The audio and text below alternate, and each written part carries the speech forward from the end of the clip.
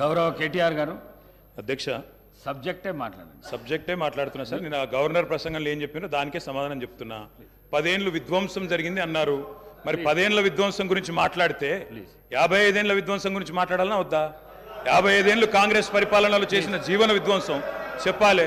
ఇప్పుడు గౌరవ సభ్యులు రామ్మోహన్ రెడ్డి గారు మాట్లాడుతూ రాజశేఖర రెడ్డి గారి పేరు తీసుకున్నారు, గత ముఖ్యమంత్రుల పేర్లు తీసుకున్నారు. పొన్నం ప్రభాకర్ గారేమో ఆంధ్రప్రదేశ్ చరిత్ర మాట్లాడొద్దంటారు.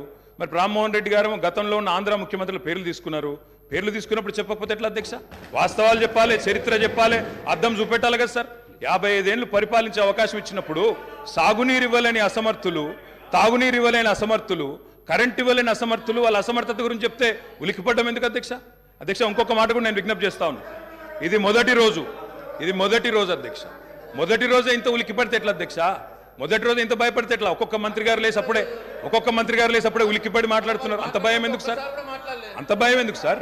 అధ్యక్ష, నిర్మాణాత్మక సూచనలు చేయాలన్నారు భట్టి గారు, వి వెల్కమ్ ఇట్. కానీ మీరు నిర్మాణాత్మకమైన గవర్నర్ ప్రసంగం ఉంటే, విధ్వంసంగా ఉండకపోతే, వాస్తవాలు చెప్తే మేము కూడా వాస్తవాలు చెప్పేటోళ్ళం.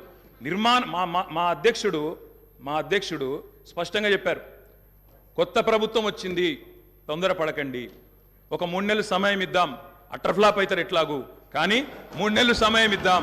ఎందుకంటే అధ్యక్ష చాలా చెప్తా, అవి కూడా చెప్తా. పాపం వాళ్ళ సభ్యుడే వాళ్ళని నిరికిస్తాడు. అధ్యక్ష, ఒక్క మాటలో చెప్పాలంటే తెలంగాణలో అధ్యక్ష, ఒక్క మాటలో చెప్పాలంటే ఏంది అధ్యక్ష కాంగ్రెస్ పరిపాలన? బొంబాయి, బొగ్గుబాయి, దుబాయ్. ఆనాడు ఇదే కదా అధ్యక్ష. మొత్తం ప్రజలు వలసలు పోయే దుస్థితి, రైతులు మొగులు దిక్కు చేసే దుస్థితి, మొత్తంగా ఆఖరికి ఇవాళ అక్కడ కూర్చున్న ముఖ్యమంత్రి గారి సొంత జిల్లాలోనే గంజి కేంద్రాలు అధ్యక్ష. ఇందిరమ్మ రాజ్యం అంటే గంజి కేంద్రాలు, ఆకలి సావులు, ఎన్కౌంటర్లు తప్ప ఏముండే అధ్యక్ష? ఇది గొప్పగా చెప్తున్నారు అధ్యక్ష. ఆ రోజుల్లో ప్రాజెక్టులు కట్టకున్నా, పైసలు తరలించకపోయినా ఆంధ్రాకి మౌనంగా మంగళహారతులు పట్టింది తెలంగాణ కాంగ్రెస్ నాయకులు కాదా అధ్యక్ష? ఆనాడు మేము రాజీనామాలు చేస్తుంటే, గొంతు చించుకుంటుంటే, పేగులు దిగేదాకా కొట్లాడుతుంటే, పదవుల కోసం పెదవులు మూసుకున్నది ఎవరు అధ్యక్ష?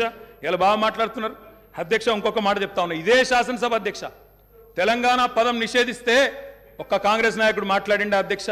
ఇదే శాసనసభలో అధ్యక్ష, అక్కడ కూర్చున్న ముఖ్యమంత్రి కిరణ్ కుమార్ రెడ్డి గారు, మా హరీష్ రావు గారు లేచి మాకు నిధులు ఇవ్వరా అని అడిగితే, ఒక్క పైసా ఇయ్యా, ఏం చేసుకుంటావో చేసుకోపో అన్నప్పుడు ఒక్క కాంగ్రెస్ నాయకుడు మాట్లాడిండా సార్? ఇలా బాగా మాట్లాడుతున్నారు. పదవుల కోసం పెదవులు మూసిన చరిత్ర ఖచ్చితంగా తెలంగాణ కాంగ్రెస్ నాయకులదే. అందులో రెండో అభిప్రాయం కూడా అవసరం లేదు అధ్యక్ష. I'm not yielding sir.